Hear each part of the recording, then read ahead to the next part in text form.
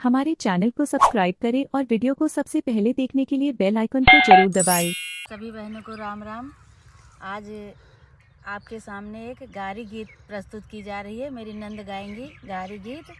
आप लोग गारी गीत का आनंद लीजिए और कमेंट करके बताइए कि आपको गारी गीत कैसे लगी। बकरी तो तोहरा सुनीत तिवारी रमा कंचन यस जहनाई की हाजी कंचन यस जहनाई की हाजी। बकरी तो तोहरा सुनीत तिवारी रमा कंचन यस जहनाई की हाजी कंचन यस जहनाई की हाजी। बकरी के आगे पीछे तुलसी के पेड़वा बकरी के आगे पीछे तुलसी के पेड़वा आंगन लगी फुलवारी की हाजी आंगन लगी फुलवारी की हाजी। बकरी के आगे पीछे तुलसी के पेड़वा बकरी लगी फुलवारी की हाजी आंगन लगी फुलवारी की हाजी। से फुलवा लोढ़े दुल्हे के मैया बहनिया से फुलवा लोढ़े दुल्हे के मैया बहनिया लोढ़ते लोढ़ते अलसानी की हाजी लोढ़ते लोढ़ते अलसानी की हाजी। से फुलवा लोढ़े दुल्हा के मैया बहनिया से फुलवा लोढ़े दुल्हा के मैया बहनिया लोढ़ते लोढ़ते अलसानी की हाजी लोढ़ते लोढ़ते अलसानी की हाजी। फुलवा लोढ़ते छिनरो बुद्धि उपराजी फुलवा लोढ़ते छिनरो बुद्धि उपराजी।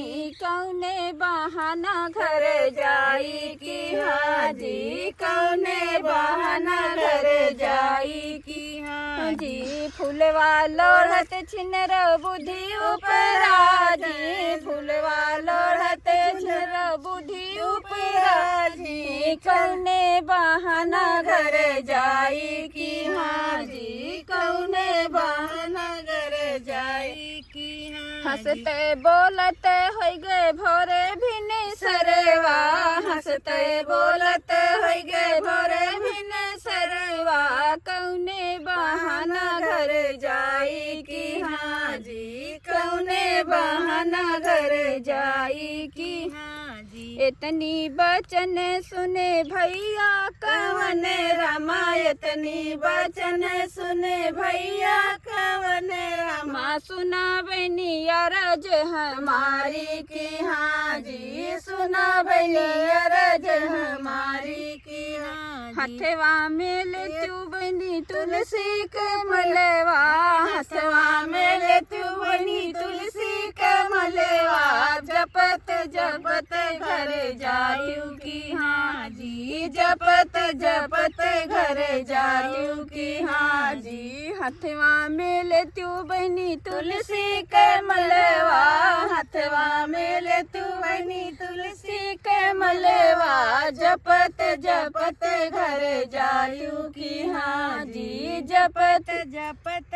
घर जायू की हाजी। बकरी तो तोहरा सुनीत तिवारी रमा कंचन यस जहनाई की हाजी कंचन यस जहनाई की हाजी। को ऐसे ही गाने भजन कीर्तन सुनना है तो मेरे चैनल को सब्सक्राइब करें और बेल आइकन को प्रेस करना ना भूलें। धन्यवाद।